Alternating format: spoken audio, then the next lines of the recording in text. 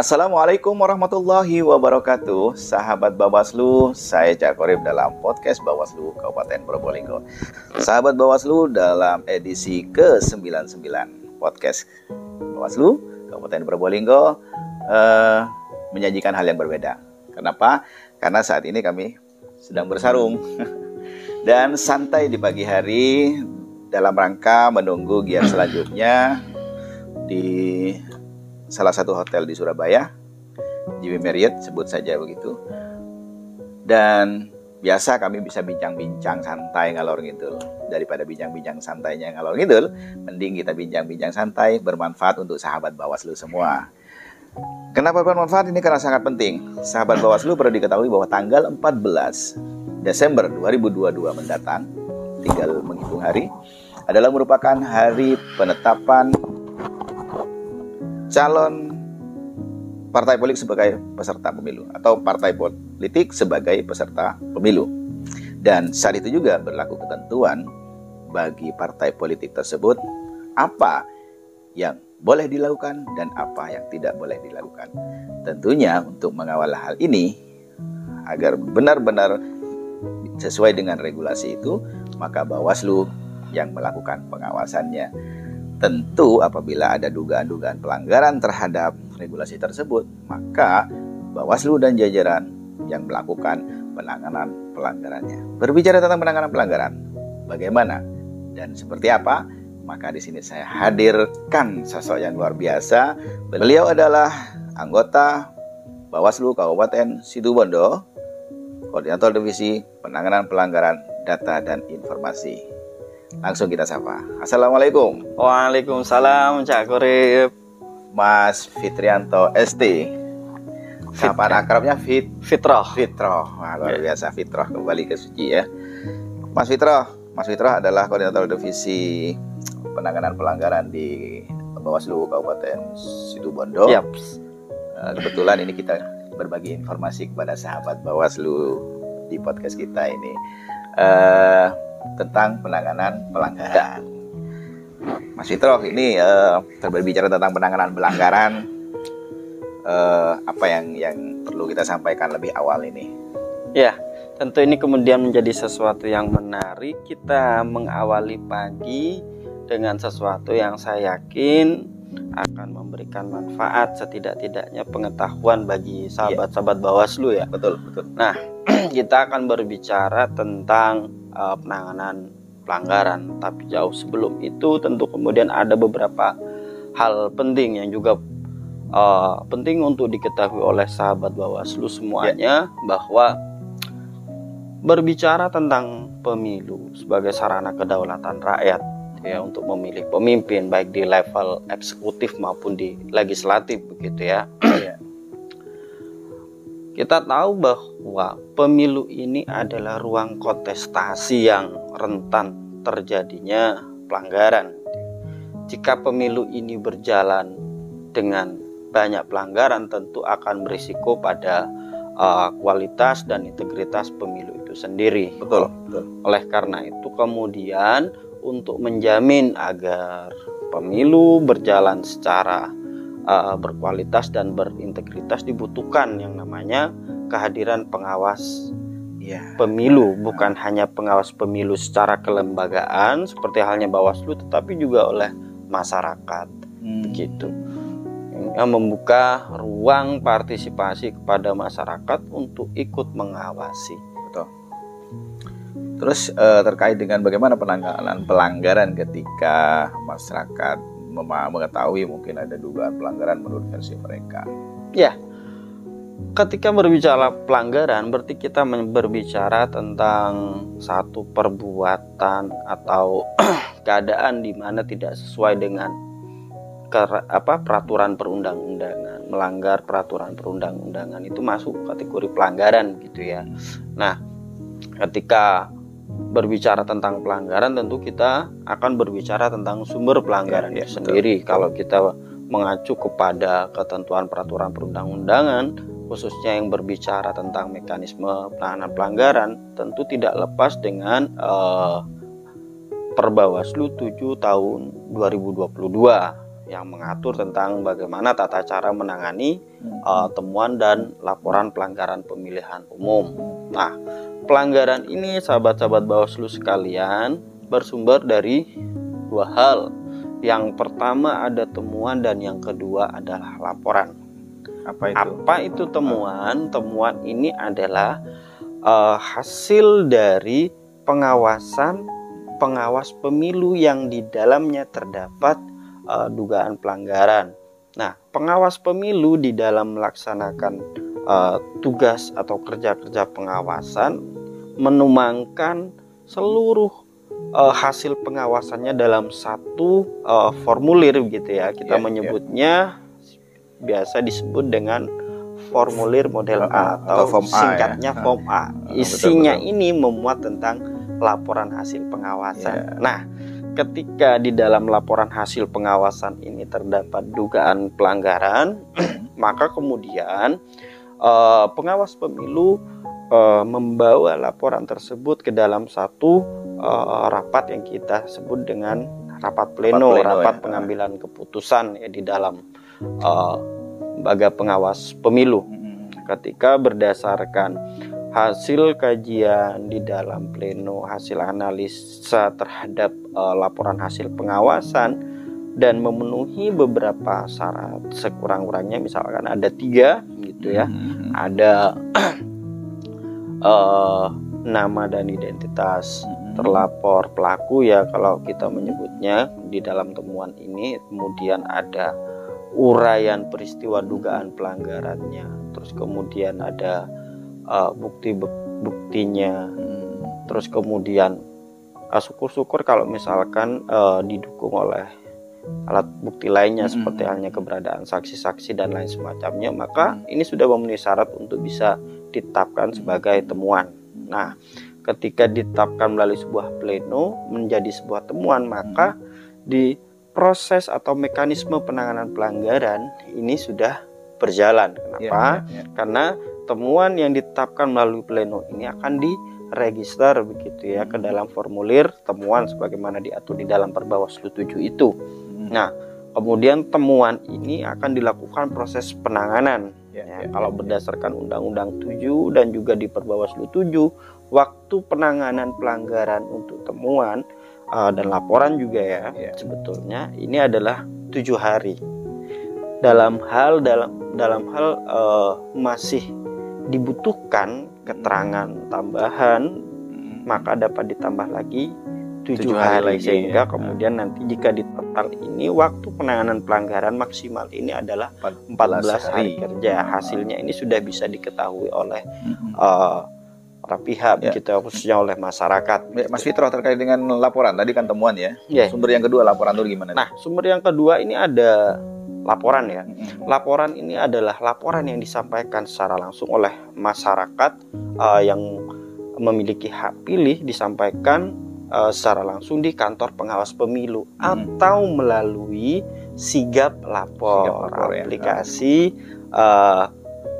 penanganan pelanggaran dan pelaporan. Jadi ini bisa diakses oleh masyarakat melalui website www.sigaplapor.bawaslu.go.id. Sehingga masyarakat ini adalah beberapa hal yang cukup memudahkan bagi masyarakat untuk menyampaikan laporannya. Jadi bisa dilakukan secara langsung di kantor pengawas pemilu maupun disampaikan melalui melalui website ya dari sigap lapor ya. Kalau sebelumnya ini kalau mengacu pada ketentuan pengaturan yang ada di dalam mekanisme penanganan pelanggaran pada pemilu 2019 ini masih belum ada. Belum ada itu ya. Untuk mengakomodir kebutuhan yang semakin ini berkembang, maka kemudian Bawaslu menghadirkan yang namanya sigap lapor. Oke. Sahabat Bawaslu, jadi ada hal yang luar biasa ini yang bisa kita ambil. Yang pertama adalah ketika teman-teman atau sahabat Bawaslu menemukan sebuah dugaan pelanggaran pemilu, bisa dilaporkan kepada Bawaslu, bisa langsung konvensional datang langsung ke kantor Bawaslu, atau memang kalau enggak, karena memang situasinya sekarang luar biasa perkembangan teknologi ya di era digital ini, maka Bawaslu juga harus menyesuaikan, di mana Bawaslu punya laporan yang melalui aplikasi atau online yang melalui www.sigaplapor.bawaslu.go.id. Seperti itu Mas Fitra. Lanjut Mas Fitra terkait dengan ketika sahabat Bawaslu atau yang nanti berhak melapor, nanti bisa dijelaskan ya. Syarat apa saja ini yang harus bisa dipenuhi untuk bisa laporan itu bisa diterima? Ya, kalau berbicara tentang syarat pelaporan begitu ya. Sebetulnya syarat ini kan mengikat kepada pelapor ya, agar kemudian jika memang berharap laporan ini bisa diterima, diregistrasi dan kemudian ditindaklanjuti dalam prosedur penanganan pelanggaran, maka kemudian ada beberapa hal yang perlu untuk dilengkapi oleh pelapor. Setidaknya kalau misalkan kita menyebut itu ada syarat formil dan juga syarat material ya. Kalau semuanya syarat formil dan material ini kemudian dituangkan di dalam satu formulir laporan yang biasa kita sebut dengan form B1 gitu ya. Di form B1 ini sudah memuat beberapa hal. Yang pertama, salah satunya adalah nama dan alamat pelapor, terus kemudian terlapornya itu ini masuk siapa, dalam syarat syarat formil ya.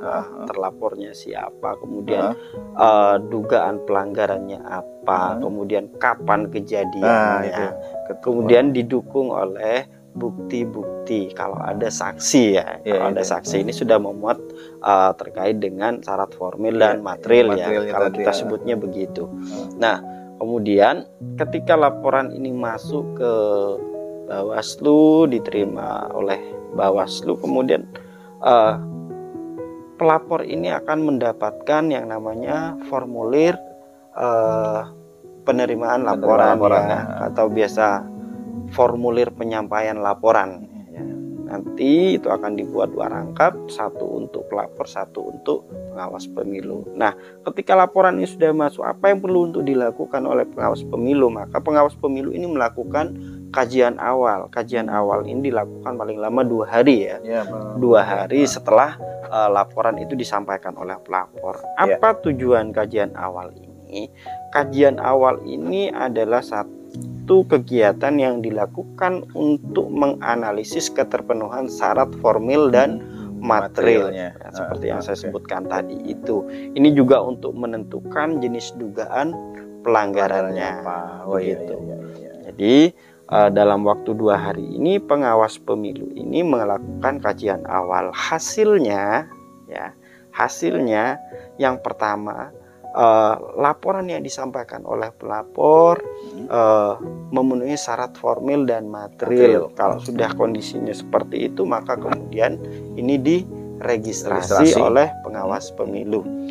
Jika tidak memenuhi syarat formil dan material, maka kemudian disampaikan kepada pelapor untuk dilakukan perbaikan. Penyampaian kepada pelapor ini paling lama ya 1 hari setelah kajian awal itu selesai. Kemudian pelapor ini punya waktu 2 hari untuk melakukan perbaikan. Jika diperbaiki, maka kita lihat dulu nih perbaikannya apakah sudah memenuhi tadi syarat hasil dari kajian awal itu terkait dengan kekurangan baik itu syarat formil maupun materialnya. Kemudian ketika itu sudah terpenuhi, maka kemudian ini dilakukan registrasi. Nah, setelah proses registrasi inilah kemudian dilakukan penanganan pelanggaran, mulai dari klarifikasi, kemudian penyusunan kajian sampai kesimpulan dan rekomendasi kalau kita berbicara tentang formulir kajian. Berbicara tentang apa namanya tadi syarat formil materialnya, tentu juga bicara tentang pelapornya itu. Nah, pelapor ini siapa saja ini berhak melaporkan ini? Ya, jadi masyarakat yang berhak untuk melapor. Jadi sebetulnya yang bisa melapor atau menyampaikan laporan itu ada 3 pihak. Yang pertama WNI, warga negara Indonesia yang sudah memiliki hak pilih, gitu ya. Kemudian yang kedua ada peserta pemilu. Yang terakhir ini ada pemantau pemilu. Jika calon pelapor ini sudah memenuhi 3 syarat ini, gitu ya. Salah satunya misalkan dia WNI yang sudah memiliki hak pilih, misalkan sudah berumur 17 tahun atau sudah menikah, maka bisa dikategorikan sebagai memiliki hak pilih. Walaupun gitu belum ya. berumur 17 tahun tapi dia sudah menikah, Bisa, ya? bisa.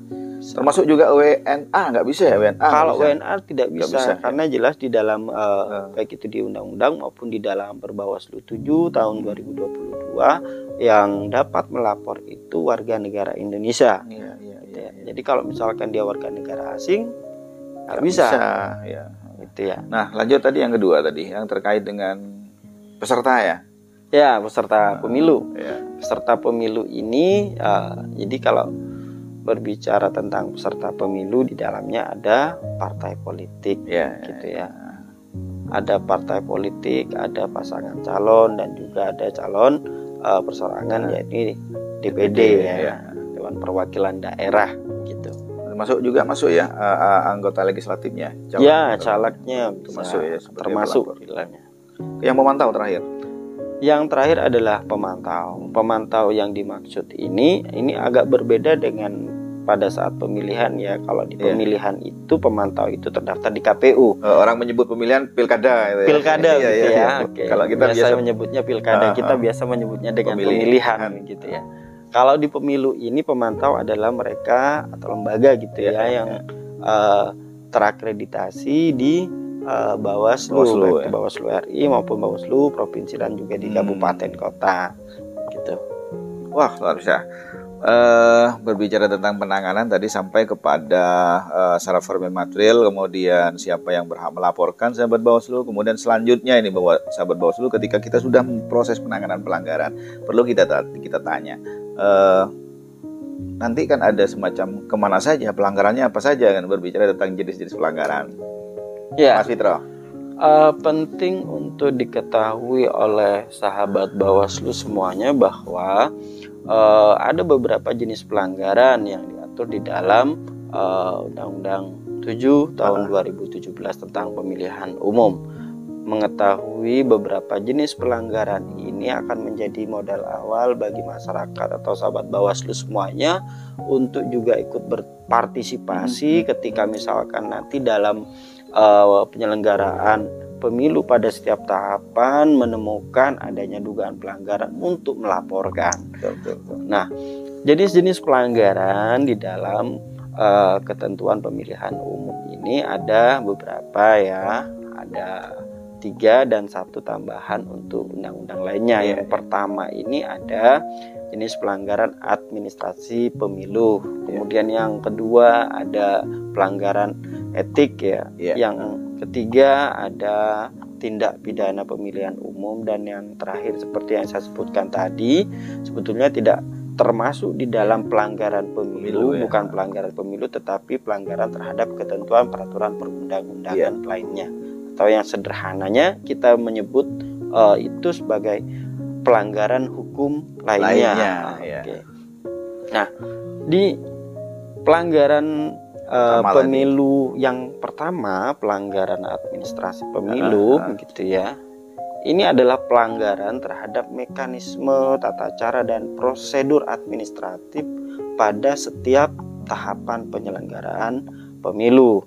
Misalkan contoh, ini bukan hanya tadi di pembuka itu kan berbicara tentang 14 Desember yang disebutkan tentang penetapan peserta pemilu. Sebetulnya kalau berbicara pelanggaran administrasi ini sudah ketika tahapan pemilu ini sudah masuk, maka kemudian tentu ada pengaturan pada setiap tahapan.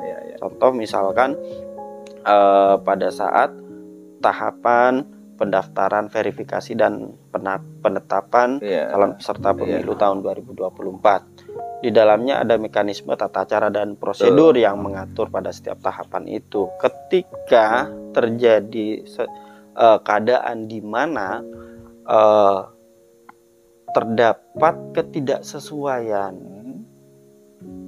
pelanggaran terhadap mekanisme tata cara dan prosedur administrasi di setiap tahapan itu, maka disitulah terjadi dugaan pelanggaran administratif pemilu ya gitu. Maka ketika itu terjadi, wajib bagi pengawas pemilu untuk melakukan penindakan atau melakukan penanganan pelanggaran. Itu yang administrasi pemilu begitu ya. Kemudian yang jenis pelanggaran yang selanjutnya adalah jenis pelanggaran etika penyelenggara pemilu. Jadi pelanggaran terhadap sumpah dan janji gitu ya penyelenggara pemilu yang diucapkan sebelum dilakukan pelantikan tadi. Jadi mereka bersumpah dan melakukan janji begitu. Biasanya detailnya itu diatur di dalam peraturan DKPP nomor 2 2017 kalau tidak salah begitu ya. Detailnya ada di sana. Bagaimana kemudian etika penyelenggara pemilihan umum itu diatur di sana. Ya, kemudian di dalam pelaksanaannya memang seharusnya penyelenggara pemilu berpedoman kepada itu ya. Karena memang prinsip yang perlu untuk dilakukan oleh setiap penyelenggara pemilu sebagaimana diatur di dalam pasal 3 Undang-Undang 7 itu merupakan salah satu bagian yang diatur di dalam etika penyelenggara gitu ya. Lanjut yang yang ketiga ya. Yang ketiga itu tadi ada tindak pidana pemilihan umum gitu ya. Di dalam undang-undang tidak menjelaskan ya secara definitif, tapi secara definitif itu dijelaskan di dalam ketentuan umum di pasal 1 itu di Perbawaslu 7 tahun 2022 yakni perbuatan atau kejahatan gitu ya. Yang melanggar terhadap ketentuan pidana sebagaimana diatur di dalam Undang-Undang Pemilu gitu ya. Undang-Undang 7 tahun 2017 tentang pemilihan umum. Nah, setidaknya ada lebih dari 70 pasal yang mengatur kaitannya dengan ketentuan pidana di dalam Undang-Undang 7 itu. Jadi manakala ada satu perbuatan atau tindakan yang melanggar gitu ya terhadap ketentuan pidana yang ada di dalam Undang-Undang 7, maka ini diduga masuk sebagai tindak pidana pemilihan umum, dugaan tindak pidana pemilihan umum. Nah, yang terakhir tuh yang terkait dengan terakhir nih, lainnya. Yang terakhir ini adalah pelanggaran terhadap ketentuan perundang-undangan lain atau pelanggaran terhadap hukum lainnya. Misalkan ini saya contohkan aja kemudian agar memudahkan bagi sahabat Bawaslu semuanya untuk memahami. Ini hanya contoh, satu contoh saja. Ada banyak contoh sebetulnya. Misalkan netralitas aparatur sipil negara. Ketentuan netralitas aparatur sipil negara ini diatur di dalam undang-undang tersendiri, tidak diatur secara rigid di dalam undang-undang pemilu. Oleh karena itu kemudian ketika terdapat dugaan pelanggaran netralitas aparatur sipil negara, maka ini dapat diproses dengan nanti adalah berupa rekomendasi kepada instansi yang berwenang gitu. Salah satu contoh lainnya misalkan kepala desa, kepala desa menjadi tim kampanye atau terlibat sebagai pelaksana kampanye. Selain diatur di dalam Undang-Undang 7 juga ada diatur di dalam Undang-Undang nomor 6 tahun 2014 tentang desa. Bahkan juga kalau kepala desa itu menjadi tim kampanye juga diatur dalam ketentuan Undang-Undang pidana ya. Iya, pidana ada. 280 itu kan ya. Di 280 itu juga ada di pasal 280 yang ininya salah satunya itu di pasal 494 ya, ketentuan pidananya ada di sananya, termasuk juga melakukan perbuatan yang menguntungkan atau merugikan salah satu peserta pemilu gitu ya. Ya, sahabat Bawaslu, lengkap ya. Jadi sebenarnya masih panjang ini sahabat Bawaslu, tapi Bawaslu jangan panjang-panjang karena kalau terlalu panjang tidak bisa dimengerti. Pada tahap podcast saat ini di edisi 99 ini kita hanya ingin memberikan informasi awal kepada sahabat Bawaslu tentang bagaimana penanganan pelanggaran awalnya, kemudian juga tentang sumber-sumber dari penanganan pelanggarannya tadi, yaitu laporan dan temuan, kemudian siapa yang berhak melaporkan kan. Kemudian bagaimana sih laporan bisa diterima syarat formil materialnya itu tadi sahabat Bawaslu. Untuk bisa memperlengkap, mempertajam pemahaman kita atau juga memberikan motivasi kepada sahabat Bawaslu bersama, kita akan minta narasumber kita Mas Fitroh untuk bisa memberikan closing statement kepada sahabat Bawaslu biar menjadi motivasi atau bermanfaat lah gitu. Mas Fitroh minta closing statement di acara podcast Bawaslu yang ke-99 ini. Iya. Pemilu sebagai sarana kedaulatan rakyat diharapkan dapat berjalan secara berintegritas dan berkualitas. Oleh karena itu kemudian kehadiran pengawas pemilu dan juga kehadiran masyarakat untuk ikut mengawasi itu setidak-tidaknya akan menjamin pelaksanaan pemilu menjadi berkualitas dan berintegritas. Mudah-mudahan itu dapat diwujudkan secara bersama, karena kita ketahui bahwa pemilu ini adalah bukan hanya tanggung jawab penyelenggara, tetapi menjadi tanggung jawab kita semua. Sampai ketemu lagi. Terima kasih. Siap, luar biasa. Penyelenggaraan pemilu yang berintegritas dan berkualitas bukan hanya menjadi tanggung jawab dari pengawas pemilu, tetapi juga menjadi tanggung jawab kita bersama sebagai masyarakat, bisa pemilih, penyelenggara, peserta, kemudian juga pemerintah, dan termasuk juga TNI Polri untuk menjaga keamanan. Dan sahabat Bawaslu, itu perbincangan kita, semoga bermanfaat bagi kita semua. Saya Cak Korip dalam podcast Bawaslu Kabupaten Probolinggo bersama Mas Fitrianto. Salam, terima kasih Cak Korip. Anggota Bawaslu Kabupaten Situbondo, Koordinator Divisi Penanganan Pelanggaran. Luar biasa. Wallahul muwaffiq ila aqwamit thoriq. Wassalamualaikum warahmatullahi wabarakatuh.